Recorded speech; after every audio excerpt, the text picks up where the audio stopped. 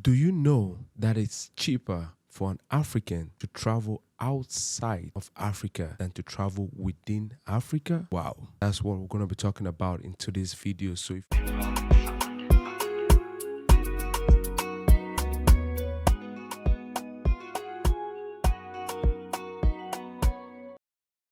you like this video, give it a thumbs up, subscribe to the channel so you can be the first person to be notified when we drop any future episode. Thank you. Let's get right into it. Today we're going to be talking about a very complex topic, and that is Africans traveling within Africa. It's a major challenge and major setback. For example, I'm going to take a neutral country like Ghana. Do you know that as a Ghanaian, you can travel only to about 27 countries in Africa, visa free or visa on arrival? My country, Cameroon, is even less than that, to about 17 countries or so, visa free or visa on arrival. We as Africans, we can travel within Africa freely, and that's a major issue. Some countries, you have to apply for a visa, and sometimes they go through some screening process left and right, and at the end of the day the visa might be declined or rejected. As Africans, why are we not traveling within the continent freely? And a lot of our leaders go to Europe and they love taking vacation in Europe or North America, but when they go to Europe, can they see that the Europeans are traveling within Europe freely? But we as Africans, we need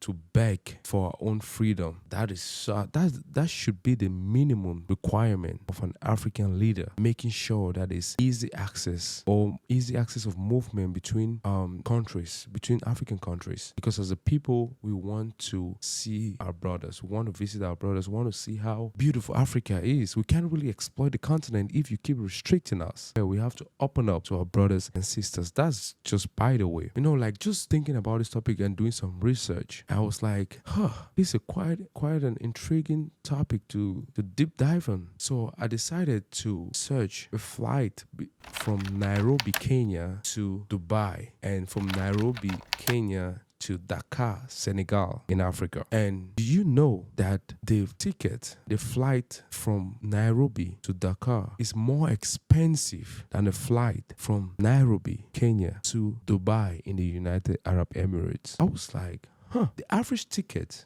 for a flight from Nairobi to Dubai is about $350. $350. If you want to convert it to local currency, let's just say West African CFA, that's going to give you about 200 something thousand francs CFA. But on the other hand, a flight from Nairobi to Dakar, Senegal, still another African country, will cost you an average of about $700. Wow, that is double the amount. You travel outside of Africa, cheaper. You travel within Africa, expensive. And that's $700. If you want to convert it to local currency, it's going to be giving you about 400 and something thousand West African francs. And if you want to take the average income of, let's just say, a West African citizen, give or take, they probably will be making, let's say, about 200,000. Let's just put it up there, 200,000 a year or so. And then a flight ticket to another African country costs about 400,000. I mean, in order for that person to travel to that African country, they have to save. Let's just assume that they're not feeding, they're not doing anything, no house, nothing. They're just getting their salary and putting it in the bank. You're earning 200,000 per year. I mean, it's gonna take you 2 years to travel to another African country. That's if you don't feed, you don't clothe or do any other thing. But we all know that there's no human being that will get an income from the salary and decide that they're not going to feed themselves or clothe. Nothing. Everybody will clothe themselves and eat and try to do the basic things in life. We have to rethink this whole thing. Africans need to travel. We can't keep giving preference to the Europeans and the Americans easy access to Africa, and a fellow African like you or me cannot exploit the continent to see the rich nature. Like, we are blessed. No, now it's the Europeans that come and tell us how great Africa is. It's the Americans who come and tell us how Africa is. Why not us? Why are we not telling our story? Why? It's really expensive, and African leaders got to take into consideration all these things I'm talking about right now. The citizens Philippines. Gotta see how beautiful Africa is. We cannot do that if our leaders keep restricting us. Security concerns, people are going to say, oh, it's because of security concerns. So security concern, you're more concerned about Africans traveling within Africa than the Europeans or the Americans traveling within Africa. Let that make sense. Try to explain it to me, because I don't understand it. I don't get it. We have to let our African brothers travel and connect. There have been several efforts in this front. At one point, they started producing the African Union passport. But with the African Union passport, I was surprised that they still needed a visa in some countries, which means it was not effective, because you cannot create an African Union passport representing the 54 countries. To go to some African countries, you still need a visa. Let that make sense. It doesn't make sense at all. If we say we're opening up to our fellow African brothers, let's do it. Another one came around. They said, African Free Trade Agreement. Good, very good idea. Brilliant idea. But implementation have been so slow. That's how things in Africa always move. Slow. And before you know it, it goes under the radar. And people are not talking about it anymore. People don't really care, because you just know that it's Africa at the end of the day. They don't really take things too seriously. We don't push ourselves out of our comfort zone. This has to end. And another thing, we cannot be paying for flights, air tickets with the US dollars. How can a whole Africa not have a reliable payment system that relies on local currency? I know there's an idea right now, the Pan-African payment system. It's a great idea. Let's see how it plays out, because we cannot keep doing that. Africa should have a reliable payment system that connects the local currencies and make payment easy, facilitate the payment from one country to another without the US dollar being the de facto currency. Africa should be wise and rise up. All these have to change, because if this does not change, it's going to be hard for us to move to a level where we all believe and want to go. We got to change this. And another thing in this visa front, it is more difficult for an African, let's just say a Nigerian, a Ghanaian, to travel to South Africa. Why? Because South Africa have a lot of visa restrictions. And I've been seeing a lot of news out of South Africa lately on, they're talking about the migrant crisis. The migrants commit a lot of crimes. They do a lot of bad things in the country. But come to look at it from a different perspective. Don't you think those migrants create an economic impact in their country? And I do understand that South Africa cannot take all Africans. Other African countries need to step up. Because if they leave the burden alone on South Africa, and every other African country just sit down and fold their arms, and they're not developing, and they're not creating an environment where the youths can thrive in, a lot of those youths, those talents are going to leave to other countries. And countries like South Africa get overwhelmed because the other countries don't want to step up. I don't really blame South Africa, because they cannot do everything for the rest of Africa. Other African countries need to step up. But at the same time, South Africa needs to step up the game. You cannot keep giving open privilege to the Europeans and the Americans to travel into South Africa. And you don't want me as an African or my fellow African brothers and sisters to travel to your country. That's not what we represent as Africans. We need to communicate with one another. We need to travel within countries freely. And my South African brothers do understand that we don't hate one another. I understand that sometimes I hear some stories coming out of South Africa about xenophobia between South Africans and Nigerians. But at the end of the day, if we keep fighting among ourselves, killing one another, who benefits from that? Do you benefit from that? I don't. And does it make Africa move forward in a positive direction? It doesn't. We as Africans need to rethink, because a lot of times we just push the blame to the leaders. We push the blame to all the politicians. But at the end of the day, me and you, we got to sit down and rethink this whole concept of being an African. What does it really mean to be an African? Is an African someone we just hate his brother's progress, because most of the times people don't want to see their fellow brothers succeed. They will rather be the alpha, and everybody gotta have to be beneath them. As an African, we have to change that concept. Until then, we should not expect anything to get better. It has to start from you and me, you and I. We have to start building these solid foundations, loving one another, caring for one another, looking out for one another, supporting each other. Let's see ourselves grow. Let's see, bro, if you see an African succeed, you should be happy. Cheer that person up, because tomorrow might be your own day. Instead of hating somebody or trying to bring that person down, we are part of the problem. We are part of the problem. And until we change our mindset and say, how am I thinking about my fellow African brothers? Do I love them? How do I treat them? When they succeed, do I cheer them up? When they're crying or they're in pain, what do I do? Do I help them wipe their tears off? Encourage them? What do I do? Do I laugh at them? Because most of the times, it's easier for an African to laugh at somebody than to help that person or give a word of encouragement. A lot of times, we think helping someone or doing something is all about financial help or giving money. It's not. You can help that person by encouraging the person, giving the person good advice. And please, for goodness sake, if you're giving someone an advice, don't dictate. For example, an African parent is going to give you an advice, but that advice is not really an advice, it's an instruction. And if you don't follow it, it becomes a problem.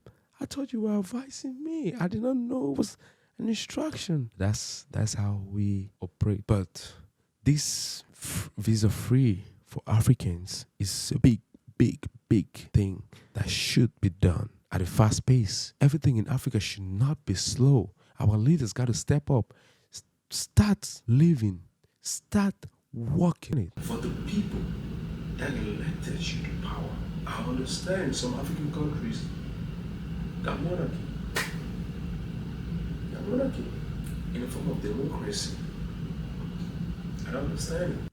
For example, in my country, I keep saying it all the time. 42 years, one president. How is that even possible? It's empower the constitution all the time.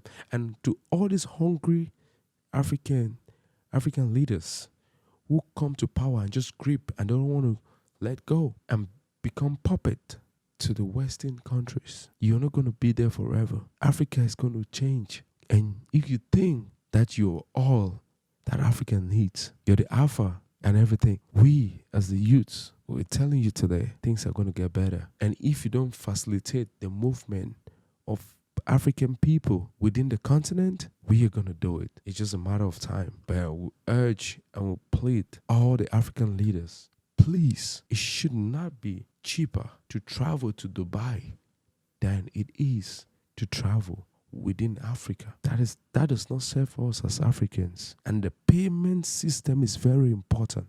The Pan-African payment system that is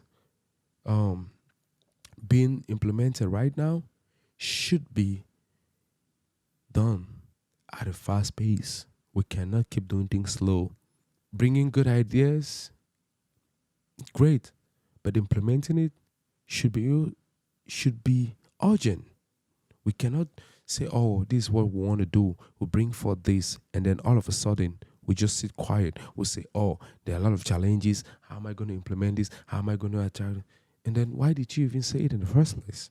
As Africans, we should set a goal and hit it. That should be the definition of being an African. We say what we mean, and we mean what we say. So your word should be your bond. And when you say something, you should do it. Don't say, oh, I'm going to go to a nightclub today and go to a nightclub. That's not what I'm talking about. Something that's going to change your life. Something that's going to create an impact for your community.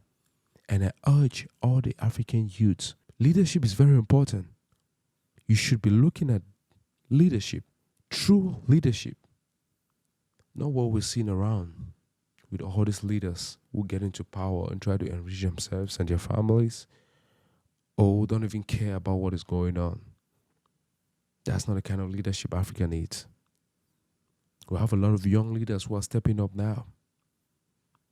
But you cannot learn about being a good leader and you don't even try to create an impact in your community. Youth, wake up. Youth, stand up for what is right. We should not fold our hands and murmur that our leaders are not doing a good job when we know that we can do something better. Get into politics. Get into leadership position. Create change. Don't talk about it all the time. Set an example. Because a lot of aspiring leaders are watching you. They're observing you to see what you're going to do. And if you walk towards a positive direction, they're going to channel their attention and say, oh, if this guy can do it, then I can do it. That's the African spirit, the fighting spirit, survivor spirit, the spirit of resilience, innovation. Let's innovate in AI, quantum computing, and other technologies. Why is Africa not at the forefront of this? Does it take politicians to do that? No. I understand the politicians got to create policies that are going to be favorable for innovation. But if they don't, we can still use the current framework to create something that solves African problems. Africa's solution to African problems. That's what we got to be thinking. No one is going to come out to come save us. We as Africans, be it in Africa or in the diaspora, like myself right here, I'm in the United States. We all got to unite and pour back into the continent of Africa because that is our home. Let us represent Africa wherever we go. Let's be proud of our continent. Be proud of being an African. Be proud of calling Africa home. For we are one people. We are one people. We're divided by artificial borders. Who draw those maps? Was it you and I? Or was it the Europeans? And how accurate is it? Just to divide us, make us hate ourselves. We don't love each other. And our resources are disappearing. Still yet, we don't wake up to reality. Let's change this mindset. Africa needs a better leader. Needs better leaders, not a leader. We need better leaders like Ibrahim, Captain Ibrahim Traore. That's a good example. We just need a lot of leaders like that. And Africa is going to be a better place. But please, leaders, if any leaders watching this right now, Africa should not be this kind of crazy continent. Africans should be able to travel within Africa freely without any restrictions. It's their God-given right, for goodness sake. Let's change this. Thank you very much. See you in the next episode. Bye-bye.